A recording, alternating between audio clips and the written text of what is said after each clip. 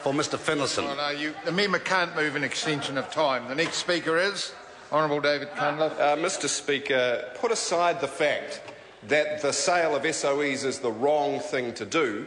Put aside the fact that, contrary to the last member's claims, polls made clear that the last election most voters, most New Zealanders didn't want the assets sold. Put aside the fact that the Crown and the taxpayer will actually lose money and increase the national debt as a result of the sale, because the dividends that they earn and the returns that they earn are greater than the cost of capital from the government financing. Put aside all those facts, Mr Speaker, what have we learned today? The government can't even do a bad thing well. They couldn't organise a booze-up in a brewery. They can't even do a bad thing well. We've learnt today, Mr Speaker, from Mr English some very interesting statements. He said the government has been aware of the treaty issues around water rights for the whole 4 years it's been in office, and that it was clear about its obligations. Well, why then was there no effective treaty clause in the original design of the sale? And when they inserted one, why then did the taxpayer pick up 100% of the risk for only 50% of the return? And if they were clear about that over the last 4 years, why did nobody go to them and point out that they had treaty issues before they banked the money in the last 2 budgets? Forget a moment that they didn't bank the loss of dividends, only the 6-odd billion they thought they were going to get in cash. Why didn't someone say to them, hang on, you haven't sorted the treaty rights issue? Well, Mr English told us today, and I know we're clear about those obligations. That is not what the Waitangi Tribunal has said. It is not what the Māori Council says, and it is not what iwi up and down the country say. It's not even what the Land and Water Forum says. And what an interesting statement from Mr English in this debate about Shares Plus. He said the government consulted on the treaty, then rejected Shares Plus.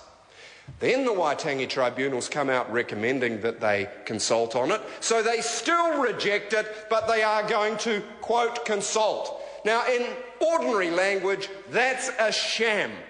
That is not real consultation. Real legal consultation is when one listens and is prepared to learn. It is not when one pretends to listen to, quote, dot the I's and cross the T's, which is what Mr English admitted they were doing in the face of, quote, near certain legal action. No attendance at National Hui. Does that sound like genuine consultation? Is the Labour opposition the only group in Parliament who believes that this is a complete nonsense and inevitably going to fall foul of the law? And Mr Speaker, we can be grateful for Jeff Bertram of Victoria University, who's pointed out, Mr Speaker, that if this sale goes ahead, the consequence of these water rights issues will be to drive down prices and completely undermine the valuation of Mighty River Power, amongst others.